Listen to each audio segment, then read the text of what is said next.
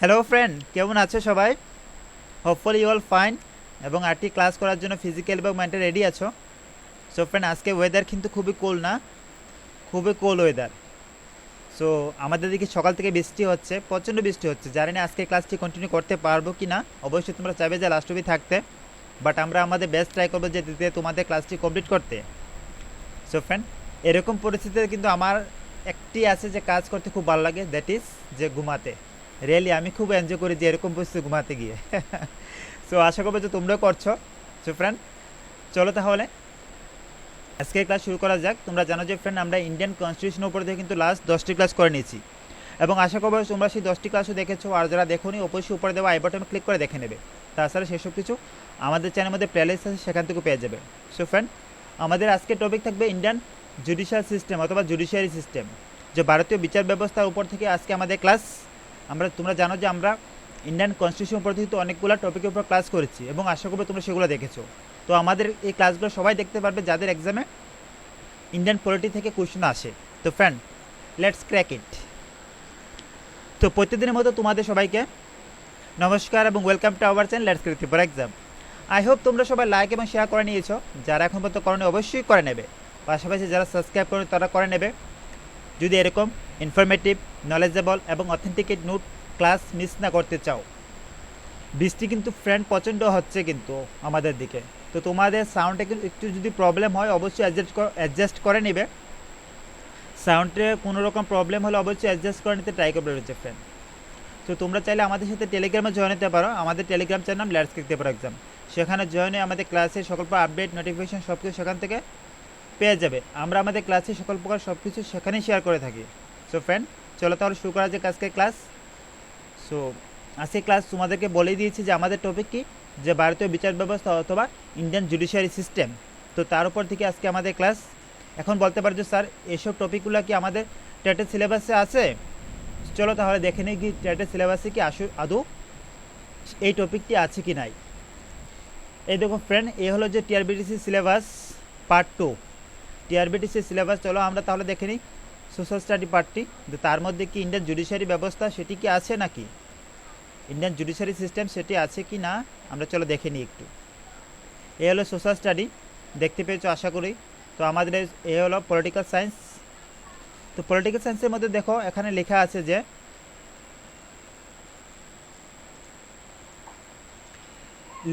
Democracy, government, legislation, executive and judiciary.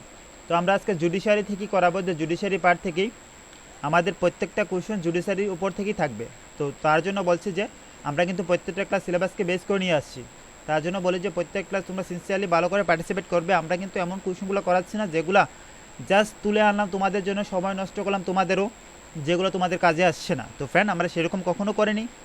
তো তার জন্য তোমাদেরকে দেখিয়ে দিলাম। অনেকে বলছিল যে স্যার এসব কিছু সিলেবাসে আছে, তো তার জন্য দেখিয়ে দিলাম। চলো ফ্রেন্ড, করা যাক question number 1। So please cooperate with us. Actually প্রচণ্ড বৃষ্টি হচ্ছে, সাউন্ডে একটু প্রবলেম থাকতে পারে, বাট তোমরা চাইবে যে একটু বুঝে নিতে ফ্রেন্ড। কোয়েশ্চেন নাম্বার 1, ভারতীয় সুপ্রিম কোর্টের প্রত্যেক বিচারকগণ স্বপদে অধিষ্ঠিত থাকেন। যে ভারতীয় সুপ্রিম কোর্টের প্রত্যেক বিচারকগণ কত বছর পর্যন্ত তাদের সেই পদে থাকতে পারেন? 58 ইয়ার্স, 62 অ্যান্ড 65। তাহলে আমার সঠিক উত্তরটি কী হবে? যে কোনটি সঠিক উত্তর হবে যে সুপ্রিম কোর্টের প্রত্যেক বিচারকগণ বা বিচারপতিগণ তাদের স্বপদে থাকতে পারেন? তো ফ্রেন্ড, আমাদের সঠিক উত্তরটি তোমরা করে দিয়েছো, দ্যাট ইজ অপশন সি, যে 65 বছর পর্যন্ত। 65 বছর পর্যন্ত কোনো বিচারপতি তাদের পদে অধিষ্ঠিত থাকতে পারেন। তাছাড়া ফ্রেন্ড, সেটাও জেনে রাখো যে সুপ্রিম কোর্টে তাদের বিচারপতি কিন্তু পদত্যাগ, স্বেচ্ছায় পদত্যাগ করতে পারেন। তার আগেও চাইলে কোনো বিচারপতি সে স্বেচ্ছায় পদত্যাগ করতে পারেন, অথবা তাকে কিন্তু পদচ্যুত করা হতে পারে। এবং এবং ভারতের রাষ্ট্রপতি যে সুপ্রিম কোর্টের বিচারপতিদের শপথবাক্য পাঠ করান।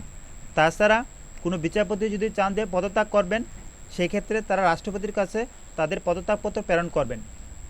তো আশা করি তোমরা বুঝতে পারছো question number 1। Next question number 2, ভারতীয় বিচার ব্যবস্থা সম্বন্ধে কোন বক্তব্যটি সঠিক?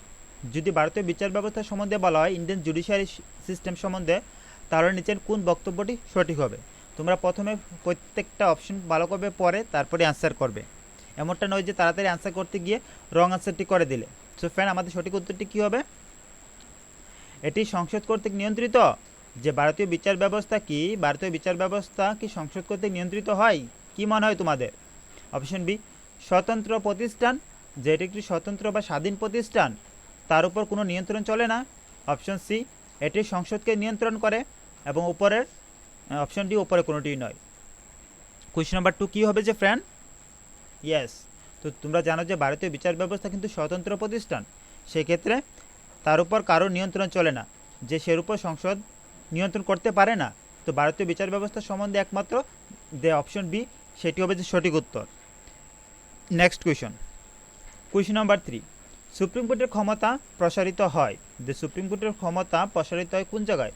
কোন কোন জায়গায় সুপ্রিম কোর্ট তার ক্ষমতা কাজ করে? যে মূল এলাকায়, পরামর্শদান এলাকায়, আপিল ও পরামর্শদান এলাকায়, মূল আপিল ও পরামর্শদান এলাকায়। অপশন ডি, কোনটি হবে সঠিক উত্তর? সুপ্রিম কোর্টের ক্ষমতা প্রসারিত হয়, কোয়েশ্চন নাম্বার 3, ইয়েস, তো that is option D, very good all. যে মূল আপিল ও পরামর্শদান এলাকায় সুপ্রিম কোর্টের ক্ষমতা প্রসারিত হয় কিন্তু মূল আপিল ও পরামর্শদান এলাকায়।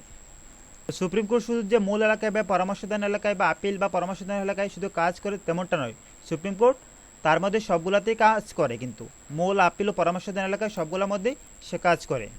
নেক্সট কোয়েশ্চন, আজকের কোয়েশ্চনগুলো কিন্তু খুবই ইম্পর্টেন্ট, তোমরা যাবে যে লাস্ট অবধি থাকতে। আর পাশাপাশি যারা এখন মতো লাইক এবং শেয়ার করে অবশ্যই করে দাও ফ্রেন্ড।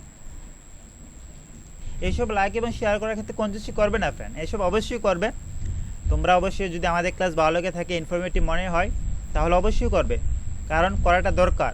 যদি তোমরা করো তাহলে আমরা বুঝতে পারবো যে ক্লাসগুলো ভালো লাগছে, তাহলে কিন্তু আমরা সেরকম ক্লাসগুলো আপকামিং ডেজে কন্টিনিউ করতে পারবো। আদারওয়াইজ কীভাবে কন্টিনিউ করবো, যে কীভাবে বুঝবো? অবশ্যই করবে যারা করছো না। কোয়েশ্চন নাম্বার 4, নিচের কোন প্রধান বিচারপতি অস্থায়ীভাবে রাষ্ট্রপতির দায়িত্ব পালন করেছিল? যে নিচের দেওয়া কোন বিচারপতি যে অস্থায়ীভাবে ভারতের রাষ্ট্রপতির দায়িত্ব পালন করেছিল? তোমরা অবশ্যই ট্রাই করবে যে করতে। দিস ইজ কিন্তু মোস্ট ইম্পর্টেন্ট কোয়েশন, যে একজন প্রজার বিচারপতি হয়েও যে ভারতের রাষ্ট্রপতি সেই দায়িত্ব পালন করেছিল, নিচের কোন বিচারপতি হবে? কোয়েশ্চন নাম্বার 4 কি হবে যে ফ্রেন্ড? তো যারা যারা ট্রাই করছো না বা করছো না, কোয়েশনগুলো আনসার করতে অবশ্যই করবে। আর যারা অফলাইন দেখো তারা কেন করো না বলো তো দেখি? যারা অফলাইন দেখো তারা কেন করো না? তোমাদের জন্য কমেন্ট সেকশন তো ওপেন থাকে যে ফ্রেন্ড, করার জন্য, তো অবশ্যই করবে। যারা অফলাইন দেখো তারাও করবেন, যারা অনলাইন দেখছো তারা তো করছো। তো আমার সঠিক উত্তরটি কী হবে? Question number 4, that is option এ, যে এম হিদায়তুল্লাহ। এম হিদায়তুল্লাহ হলেন যে বিচারপতি, তিনি অস্থায়ীভাবে ভারতের রাষ্ট্রপতির সেই দায়িত্ব পালন করেছিলেন। নেক্সট কোয়েশ্চন নাম্বার 5, যে নিম্নলিখিত কোন কর্তৃপক্ষ সুপ্রিম কোর্টের উপদেষ্টামূলক মতামত চাইতে সক্ষম? যে নিম্নলিখিত কোন কর্তৃপক্ষ সুপ্রিম কোর্টের উপদেষ্টামূলক মতামত চাইতে পারেন? সো ফ্রেন্ড, আমার সঠিক উত্তরটি কী হবে? তোমরা চাইবে যে একটু ম্যানেজ করে নিতে, যেহেতু আজকে প্রচণ্ড বৃষ্টি হচ্ছে, তো কিছু ব্যাকগ্রাউন্ড নয়েজ থাকতে পারে যে ফ্রেন্ড, তো চাইবে যে একটু অ্যাডজাস্ট করে নিতে, না হলে তো আমাদের ক্লাসটি ক্যান্সেল করতে হবে। তো আমরা চাইছি যে ক্লাসগুলো যাতে কমপ্লিট করতে পারি তাড়াতাড়ি। তো নিম্নলিখিত কোন কর্তৃপক্ষ যে সুপ্রিম কোর্টের উপদেষ্টামূলক মতামত চাইতে পারেন একমাত্র? যে ভারতের রাষ্ট্রপতি সেগুলো চাইতে পারে, ভারতের প্রধানমন্ত্রী, রাজ্যের রাজ্যপাল, ভারতের সংসদ। কী হবে question number 5? Yes, that is যে ভারতের রাষ্ট্রপতি। যে ভারতের রাষ্ট্রপতি কিন্তু সেগুলো চাইতে পারে সুপ্রিম কোর্টের কাছে, উপদেষ্টামূলক মতামত চাইতে পারে একমাত্র ভারতের রাষ্ট্রপতি। নেক্সট কোয়েশ্চন নাম্বার 6, নিম্নলিখিত কোন মামলায় সুপ্রিম কোর্ট রায় দেন যে প্রস্তাবনা হলো সংবিধানের মৌলিক বৈশিষ্ট্য? যে নিচের দেওয়া মামলাগুলির মধ্যে কোন মামলার মধ্যে সুপ্রিম কোর্ট রায় দিয়েছিলেন, কিসের জন্য রায় দিয়েছিলেন এবং রায়টি কী ছিল? যে প্রস্তাবনা হলো সংবিধানের মৌলিক বৈশিষ্ট্য, সেই রায়টি দিয়েছিলেন। প্রস্তাবনাকে বলা হয়, এবং প্রস্তাবনা বলতে পারছে অনেকে, প্রস্তাবনা কি স্যার? প্রিয়াম্বল। সো প্রস্তাবনা হলো সংবিধানের মৌলিক বৈশিষ্ট্য, সেটি সুপ্রিম কোর্ট যে রায় দিয়েছে কোন কোন মামলার উপর বেস করে সেটি রায় দিয়েছিলেন। সো আমাদের আজকে টপিক হচ্ছে Indian judicial system and cases. তো তাহলে আমাদের কোয়েশ্চন নাম্বার 6 কী হবে friend? That is option A, Keshavananda Bharati মামলা। যে কেশবানন্দ ভারতী মামলার উপর বেস করে কিন্তু সুপ্রিম কোর্ট সেই রায় দিয়েছিলেন যে প্রস্তাবনা হলো সংবিধানের মৌলিক বৈশিষ্ট্য, এবং সেই ক্ষেত্রে কিন্তু কোনো কারেকশনস বা সে কিছু কিন্তু করা যাবে না মূল কনস্টিটিউশনের মধ্যে।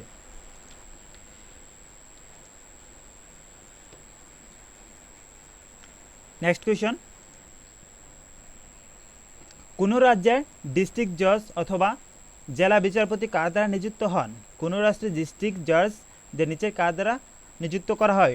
রাজ্যপাল, হাইকোর্টের প্রধান বিচারপতি দ্বারা, রাজ্যের মন্ত্রীদের দ্বারা, অ্যাডভোকেট জেনারেল দ্বারা। সেক্ষেত্রে কী হতে পারে? Question number 7। তো তোমরা তো অপশন সি কেটে দিতে পারো, কখনো রাজ্যের মন্ত্রীরা যে ডিস্ট্রিক্ট জজগুলো তারা নিযুক্ত করবে, সেক্ষেত্রে হতে পারে না। তো অপশন সি কেটে দিলাম, তোমাদেরকে আরেকটু ইজি করে দিলাম। তাহলে এখন বলো তো দেখি, যে কোনো রাজ্যের ডিস্ট্রিক্ট জজ কার দ্বারা নিযুক্ত করতে পারে? তো সেক্ষেত্রে আমরা জানি যে সুপ্রিম কোর্টের যখন কোনো জজ অ্যাপয়েন্ট করা হয় সেক্ষেত্রে কিন্তু কে করে? সেক্ষেত্রে রাষ্ট্রপতির দ্বারা করা হয়। বাট এক্ষেত্রে যেহেতু ডিস্ট্রিক্ট জজগুলো নিযুক্ত করার ব্যাপার এসেছে, সেক্ষেত্রে রাজ্যপালই সেগুলো করতে পারে। তো আমাদের অপশন এ হবে যে সঠিক উত্তরটি, রাজ্যপাল দ্বারা ডিস্ট্রিক্ট জজকে অ্যাপয়েন্ট করা হয়। নেক্সট কোয়েশন, সুপ্রিম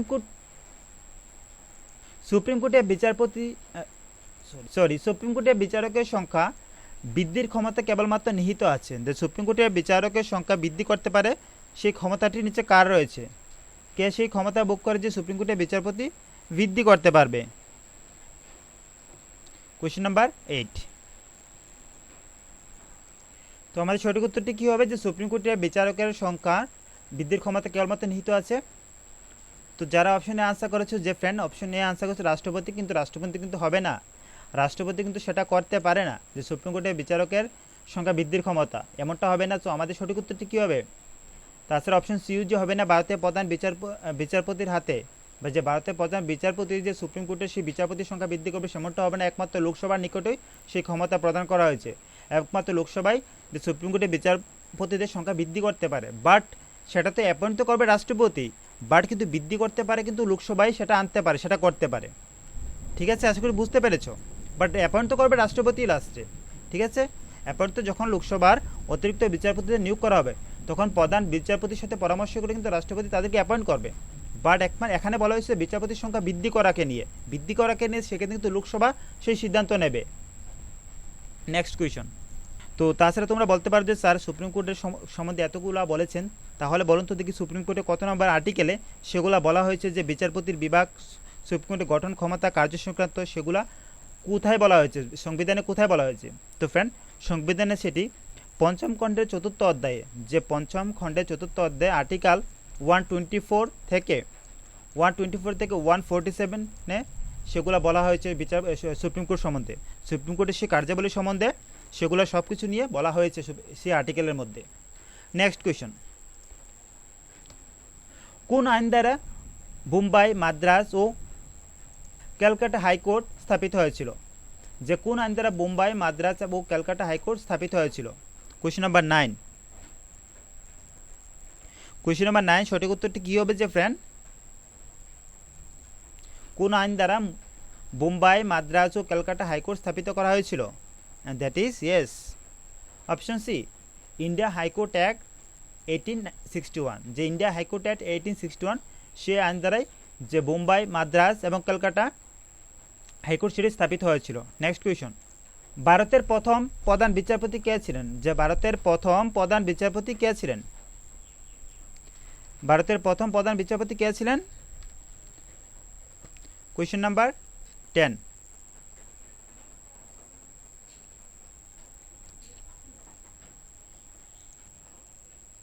সো আমাদের সঠিক উত্তরটি কী হবে? যে ভারতের প্রথম প্রধান বিচারপতি অথবা স্বাধীন ভারতের প্রথম বিচারপতি কে ছিলেন? So that is yes, option A, the H J. Kania. H J. Kania ছিলেন যে ভারতের প্রথম প্রধান বিচারপতি, বা ওনাকে আমরা জানি যে হরিলাল, যে হরিলাল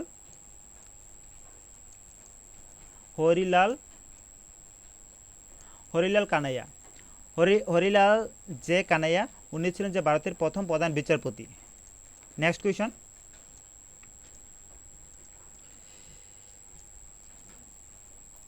সো ফ্রেন্ড, আমাদের এই ছোট্ট ছোট্ট এফোর্টসগুলো যেভাবে তোমরা প্রত্যেকদিন আমাদের সাথে এক থেকে 1.5 ঘন্টা বা 1 ঘন্টা আমাদের সাথে সময় নিয়ে আসছো, তো ছোটো ছোটো এফোর্টসগুলো কিন্তু তোমাদের একটা দিন আসবে অনেক কিছু দিয়ে যাবে। তো সেটা তো এখন তো বুঝতে পারবে না, যেভাবে আমরা দেখি যে বিন্দু বিন্দু ফুটায় যেভাবে সমুদ্র হয়, সেমভাবে আমাদের ছোটো ছোটো যে এফোর্টসগুলো, ছোটো ছোটো যে ইনিশিয়েটিভগুলো, এবং তোমরা যেই এরকম পরিস্থিতিতে সময়টা দিয়ে তোমরা ক্লাস করছো, সেসব কিন্তু এখন হয়তো বুঝতে পারবে না, 1 মাস হয়তো পরেও হইতে পারে বুঝতে পারবে না, বাট এমন একটা দিন আসবে তখন বুঝতে পারবে যে তোমরা যে সেই সময়টা ইউটিলাইজ করেছো আমাদের সাথে সেটা কতটা ফ্রুটফুল হয়েছে তোমাদের জন্য, সেটা কোনো একটা দিন তো অবশ্যই বুঝবে। এখন তো তখন তোমরা আমাদেরকে মনে করবে যে এরকম পরিস্থিতি তোমাদেরকে ক্লাস দিয়ে যাচ্ছিলাম আমরা এবং করিয়েছিলাম। সো তার জন্য আমরাও চাই যে তোমাদের সেই এফোর্টসগুলো কিন্তু কখনো যে বন্ধ করবে না, যে এরকম পরিস্থিতি সিচুয়েশনের কাছে তোমাদেরকে স্যালেন্ডার, এরকম সিচুয়েশনের কাছে কখনো নিজেকে স্যালেন্ডার করবে না, যে চাইবে যে যতটা পারবে সেগুলো ফেস করতে। আর যখন দেখবে সেগুলোকে তুমি ওভারকাম করতে পেরেছো টোটালি, তখন নিজেদের মধ্যে কনফিডেন্স ডেভেলপ হবে। তো আমরা চাই, তার জন্য বলি যে প্রত্যেকটা ক্লাসে চাইবে যে নিজেকে যতটা পারবে পজিটিভ রাখতে, পাশাপাশি এরকম সিচুয়েশনের সামনে কখনো নিজেকে স্যালেন্ডার করবে না।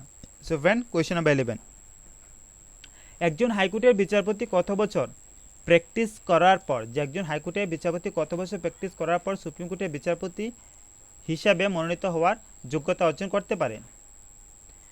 যে একজন হাইকোর্টের বিচারপতি কত বছর প্র্যাকটিস করার পর যে সুপ্রিম কোর্টের বিচারপতি হিসাবে যোগ্যতা অর্জন করতে পারবে? কারণ সুপ্রিম কোর্টের বিচারপতি হতে গেলে তো কিছু যোগ্যতা দরকার না, তো সেক্ষেত্রে সেই যোগ্যতাগুলি কী কী হতে পারে? কী হবে যে ফ্রেন্ড আমাদের সঠিক উত্তরটি?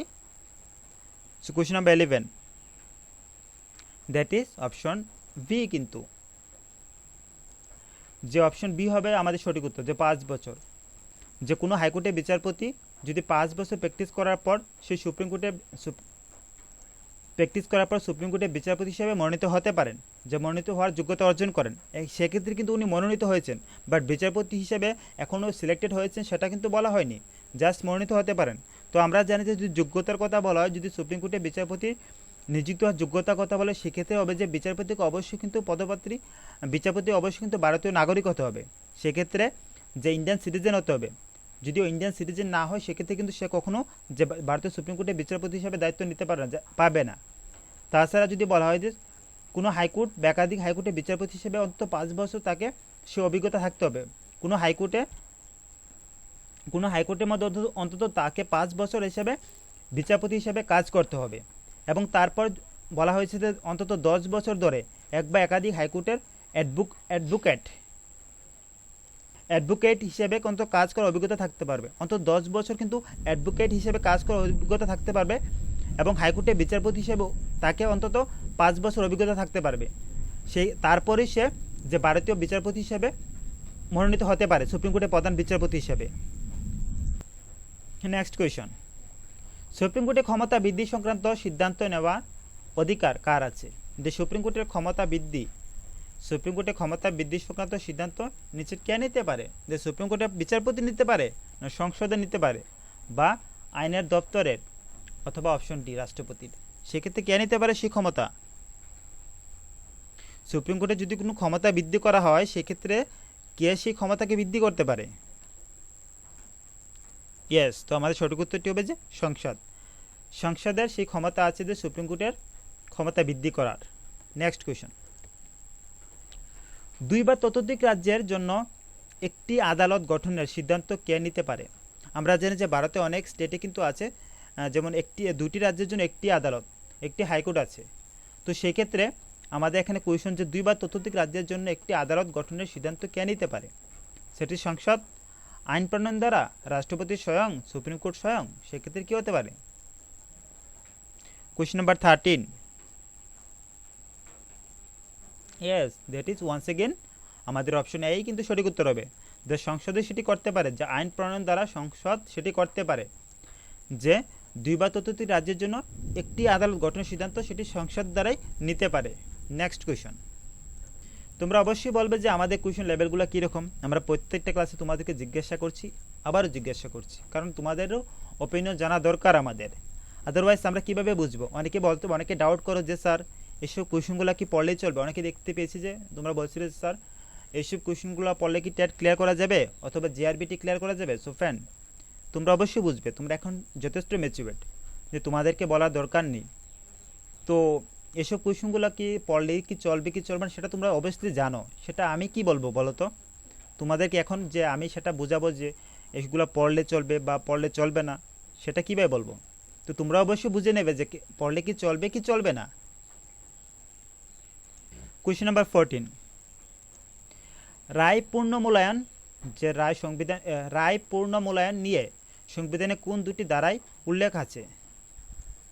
যে কোনো রায়কে যে পুনরায় মূল্যায়ন করা হবে সেগুলো নিয়ে সংবিধানে কোন ধারায় উল্লেখ আছে? Question number 14।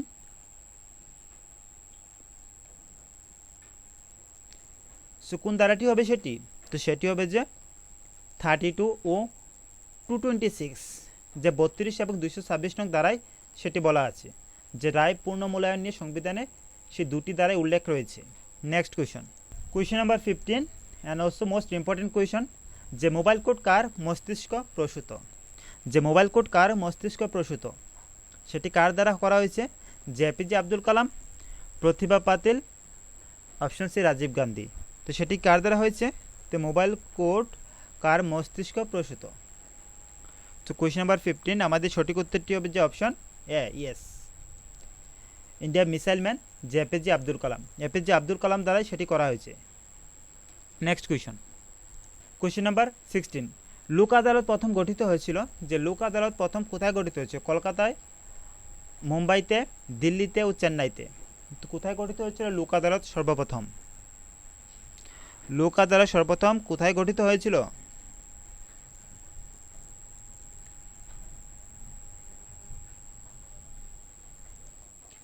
So friend, question number 16, যে লোক আদালত প্রথম গঠিত হয়েছিল কোথায়? যে লোক আদালত কোথায় গঠিত হয়েছিল প্রথম? যে লোক আদালত ভারতবর্ষে কোথায় বা কোন রাজ্যে প্রথম স্থাপন করা হয়েছিল? তো তোমাদের জন্য জন্য অপশন সি কেটে দিলাম, আর একটু ইজি করে দিলাম, আরেকটি অপশন দিলাম যে অপশন সি হতে পারে না, রং অ্যাকচুয়ালি। তো তোমাদের দিলাম অপশন গুজরাট।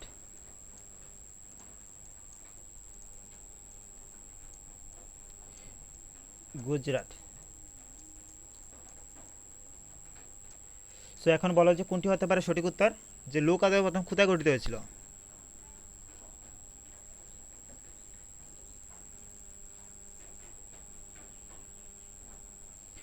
সো ফ্রেন্ড, অনেকে বলতে পারে যে স্যার আপনি যেহেতু গুজরাট লিখেছেন অবভিয়াসলি গুজরাটই হবে, না হলে তো গুজরাট কেন লিখতেন?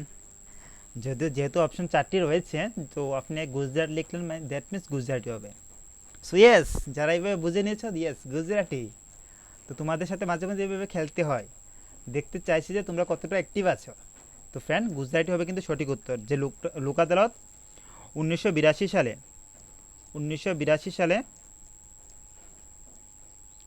14ই মার্চ, যে 14 মার্চ ভারতবর্ষে গুজরাট রাজ্যে প্রথম যে লোক আদালত স্থাপন করা হয়েছিল। আশা করি তোমরা বুঝতে পেরেছো এবং বলবে না সেটি আনসার। যে লোক আদালত কোথায় গঠিত হয়েছিল? যে গুজরাটে 1982 সালের 14 মার্চ। নেক্সট কোয়েশন, দেওয়ানি মামলার ক্ষেত্রে সর্বনিম্ন আদালত হলো, যে দেওয়ানি মামলার ক্ষেত্রে নিচের কোনটি হবে যে সর্বনিম্ন আদালত? কোয়েশ্চেন নাম্বার 17, সঠিক উত্তরটিকে তুমি তাড়াতাড়ি আনসার করে দাও। যদি কারেন্ট চলে যায় কিন্তু তাহলে কিন্তু আমার রিস্ক নেই, যদি কারেন্ট ইলেকট্রিসিটি চলে যায় তাহলে কিন্তু আমার রিস্ক নেই, তোমাদের হাতে সম্পূর্ণ সব কিছু। আমরা বলেছি তোমরা তাড়াতাড়ি করতে। তো কোয়েশ্চেন নাম্বার 17 সঠিক উত্তরটি কী হবে? দ্যাট ইজ অপশন ডি, যে ন্যায় পঞ্চায়েত। দেওয়ানি মামলার ক্ষেত্রে সর্বনিম্ন আদালত যদি বলা হয় সেক্ষেত্রে হবে যে ন্যায় পঞ্চায়েত। সেক্ষেত্রে কোনটি হবে? যে ন্যায় পঞ্চায়েত হবে দেওয়ানি মামলার ক্ষেত্রে সর্বনিম্ন আদালত। নেক্সট কোয়েশ্চেন নাম্বার 18, কে হাইকোর্টের বিচারপতিদের বদলি করতে পারেন? নিচের কার ক্ষমতা আছে যে বিচারপতি ট্রান্সফার করতে পারেন এক হাইকোর্ট থেকে আরেকটি হাইকোর্টে? তো নিচের কার দ্বারা সেটি করে? রাষ্ট্রপতি, প্রধান বিচারপতি, আইনমন্ত্রী। Question number 18, so that is করতে পারে যে আমাদের মহামান্য রাষ্ট্রপতির দ্বারা সেগুলো করা হয়, যে হাইকোর্টে বিচারপতিদের বদলি করতে পারেন একমাত্র রাষ্ট্রপতি। নেক্সট কোয়েশ্চন নাম্বার 19, কোন সংবিধান সংশোধনের ফলে, যে নিচের কোন সংবিধান সংশোধনের ফলে হাইকোর্টের বিচারপতিদের অবসর বয়সীমা বাড়িয়ে 62 করা হয়েছিল? কোন সংবিধান সংশোধনের ফলে যে হাইকোর্টের বিচারপতিদের অবসরের বয়সীমা বাড়িয়ে 62 করা হয়েছিল? যে 60, আগে 60 ছিল এখন 62 করা হয়েছে, 60 ছিল এখন 62 করা হয়েছে, দ্যাট মিনস সেটা কি কোন সংশোধনের ফলে সেটি করা হয়েছিল? কোয়েশ্চেন নাম্বার 19 কি হতে পারে? সপ্তম সংশোধনীর মাধ্যমে। সপ্তম সংশোধনীর মাধ্যমে সেটি করা হয়েছিল যে হাইকোর্টের বিচারপতিদের বয়সসীমা ৬২ করা হয়েছিল। কোয়েশ্চেন নাম্বার 19 অপশন হবে যে B. Next question, question number 20, হাইকোর্টের বিচারপতি শপথ বাক্য পাঠ করেন, যে হাইকোর্টের বিচারপতির শপথ বাক্য নিচে কে পাঠ করান? কোয়েশ্চেন নাম্বার 20 সঠিক উত্তরটি কী হবে? যে হাইকোর্টের প্রধান বিচারপতির কাছে, রাজ্যের রাজ্যপালের কাছে, অপশন সি রাষ্ট্রপতির কাছে, অপশন ডি সুপ্রিম কোর্টের প্রধান বিচারপতির কাছে। যে হাইকোর্টের বিচারপতি শপথ বাক্য নিচে কে পাঠ করান? সেটি করান ফ্রেন্ড, যে সেটি করানোর রাজ্যের রাজ্যপালের কাছে। তো রাজ্যের রাজ্যপালের কাছে কিন্তু হাইকোর্টের বিচারপতির শপথ বাক্য পাঠ করানো হয়। নেক্সট কোয়েশ্চন, কোয়েশ্চন নাম্বার 21, ক্রেতা সুরক্ষা আইন প্রণীত হয়, যে ক্রেতা সুরক্ষা আইন সেটি কবে প্রণীত হয়েছিল বা প্রণয়ন করা হয়েছিল? যে কনজিউমার রাইটস অ্যাক্ট আইন বা ল, সেটি কবে প্রণীত হয়েছিল? 21। তো সেগুলো তো ডিসকাশন করার কিছু নেই, আমরা যেগুলো তো বলার অবশ্যই বলি তোমাদেরকে। কোয়েশ্চেন নাম্বার 21 ডেট সঠিক উত্তরটি হবে যে 1986, 1986 সালে যে ক্রেতা সুরক্ষা আইন সেটি প্রণীত হয়েছিল। নেক্সট কোয়েশ্চন, কোয়েশ্চেন নাম্বার 22, ভূমি বিষয় সম্পত্তি সংক্রান্ত মামলার বিচার হয়, যে ভূমি বিষয় সম্পত্তি যদি কোনো মামলা দেখা যায়, কোনো দুই পরিবারের মধ্যে যদি ভূমি বিষয় সম্পত্তি নিয়ে যদি মামলা হয়, সেক্ষেত্রে সেই মামলাটি নিচে কোথায় করা হবে? ফৌজদারি আদালতে, অপশন বি দেওয়ানি আদালতে, অপশন সি লোক আদালতে, অপশন ডি দায়রা আদালতে। আশা করি তোমরা সেরকম মামলা যদি এক্সপিরিয়েন্স থাকে কারোর, অবশ্যই বলতে পারবে যদি কোনো সময় গিয়ে থাকো, বাট আমার তো সেরকম এক্সপিরিয়েন্স নাই, বাট যতটা জেনেছি বই পড়ে জেনেছি। তো ফ্রেন্ড সঠিক উত্তরটি কী হবে? যে ভূমি বিষয় সংক্রান্ত বিষয় সম্পত্তি সংক্রান্ত মামলার বিচার কোথায় হয়? Question number 22, that is option B দেওয়ানি আদালতে। সেটি হয়ে থাকে যে দেওয়ানি আদালতেই কিন্তু সেই মামলার বিচার হয়ে থাকে, ভূমি বিষয় সম্পত্তি সংক্রান্ত মামলার বিচার। সো ফ্রেন্ড, আমরা দেখতে পেয়েছি যে এরকম পরিস্থিতি কিন্তু তোমাদের ক্লাসগুলো মিস করছি না, কারণ যতটা প্রবলেম করছে, প্রচণ্ড সকাল থেকে বৃষ্টি হচ্ছে, জানি না তোমাদের দিকে হচ্ছে কিনা, বাট আমাদের দিকে হচ্ছে প্রচণ্ড। তো এরকম পরিস্থিতির ক্লাসগুলো মিস করছি না, অথচ দেখো যে তোমাদের মধ্যে থেকে কিন্তু অনেকে লাইক করছে না। কেন করছে না বলবে অবশ্যই, যে কি আমরা করিনি বা কি দিতে পারিনি বা কীরকম তোমাদের সাথে দিতে পারিনি, যার জন্য তোমরা করছো না। তো অবশ্যই করবে। হাইকোর্টের প্রধান বিচারপতির মাসিক বেতন কত হয়? কোয়েশ্চেন নাম্বার 23, যে হাইকোর্টের প্রধান বিচারপতির যে মাসিক বেতন কত হবে?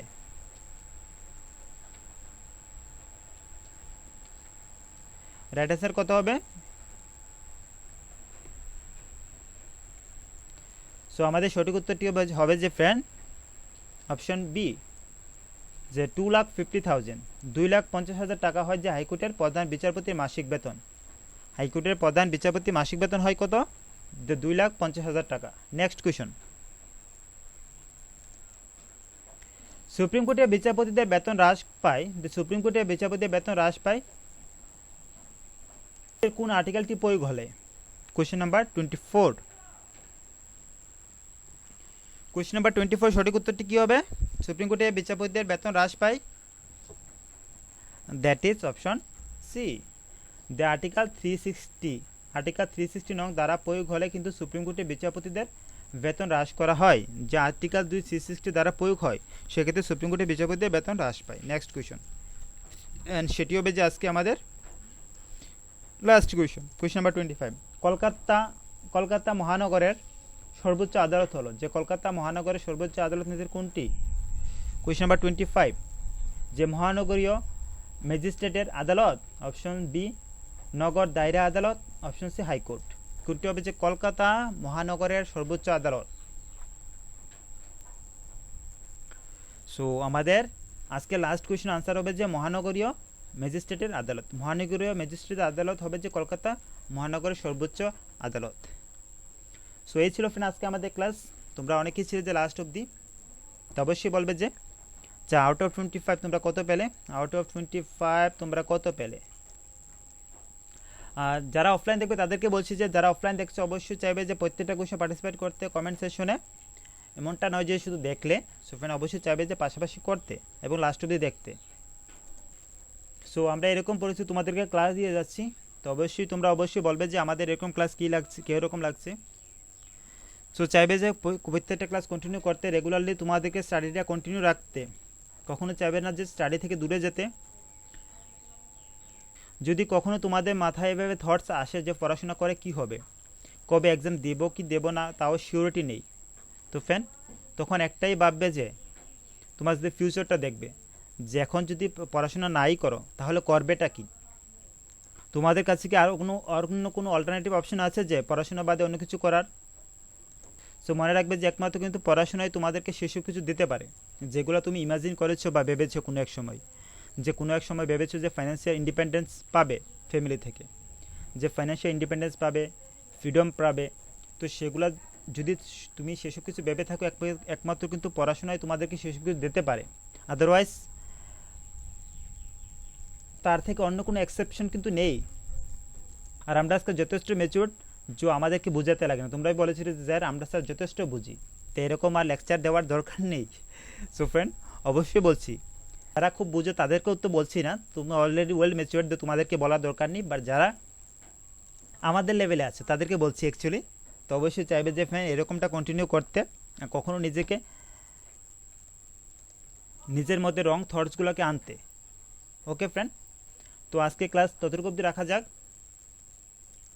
তোমাদের দিন ভালো যাক এবং নিজের খেয়াল রাখবে। Thank you.